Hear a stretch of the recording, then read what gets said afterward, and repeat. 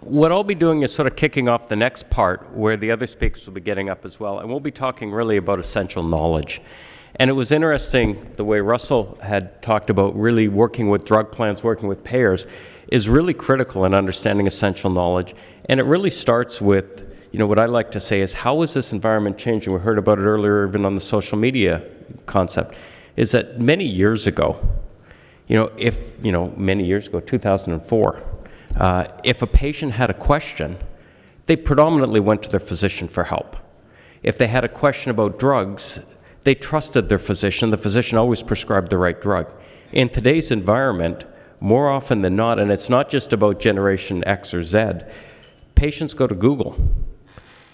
Doctors go to Google. 53% of doctors actually look up information online after a patient, and the most common medical source they go to is not the CPS, it's Wikipedia.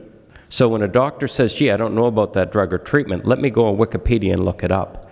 If Wikipedia is driving healthcare decisions, we need to understand what Wikipedia is saying.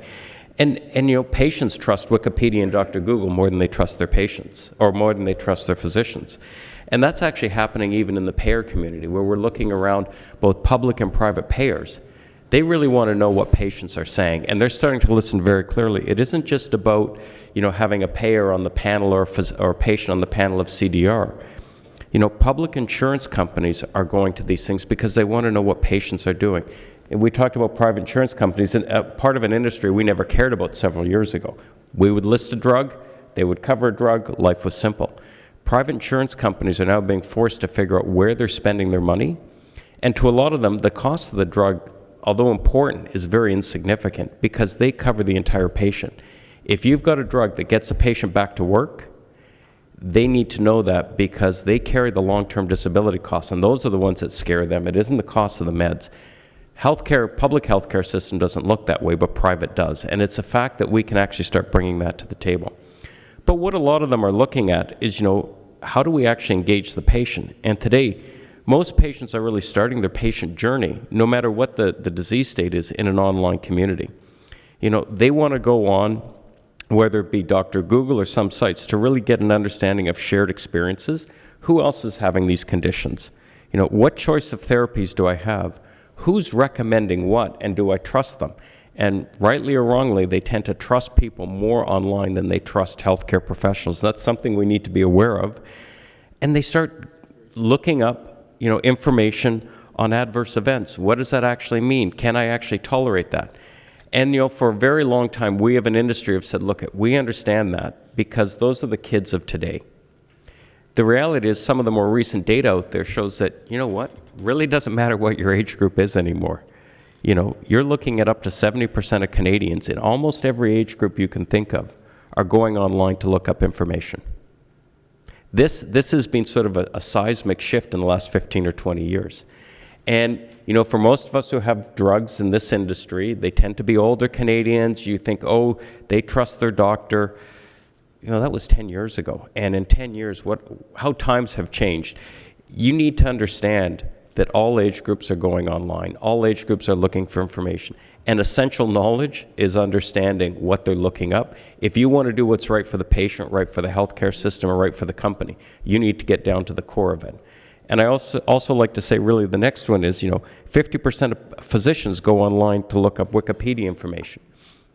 You need to understand what's on there. And it isn't just your marketing person that's doing it. You need to get everyone in the organization in line and making sure that what's out there is clear, is accurate, and that RxND and other industry associations are playing a role in that. Friends and peers are the most common source of information. It's surprising the number of times that people go to friends and peers to find out what they're on before they even talk to a healthcare professional. You need to understand, and we've done some recent research, that after friends and peers, before they see their physician, the next most common site, and this is before they see their physician about a disease state or treatment, is your company website. Do you have information out there that they can actually use and read? Peers and friends can be influenced, and they are driving the decision. It doesn't mean you should be writing stuff out there, but you need to be listening, monitoring, understanding, and getting your sales teams ready. There's been many times in our industry where we've seen a social media event take place. And from the IMS Brogan point of view, that event occurs. be it positive or negative, within 2 weeks we begin to see NBRX, or earliest sign of NRX shares, changing. That's something we wouldn't have seen 10 years ago. Social media, what's going on in the community, is actually a precursor to your change in NRX or NBRX behavior, which is a precursor to where your budget's going to be. You need to understand that. Doesn't mean you need to be actively engaging and communicating, but you need to be aware of what's going on out there. And it's critical to get there. And I like to say, what is essential knowledge? Is in 2000, a simple thing like communications, you bought a TV. That was it. A TV was meant for viewing. A computer was meant for, keeping up with your work at home. A 13 gig hard drive was considered massive. Now you have more memory than that just on a memory stick, right? You have gig memory sticks now. 13 meg hard drive, people were buying them and they're saying, do you really need that much memory? In today's world, we look at communications. TVs are still dominant, but PVRs are what's going on.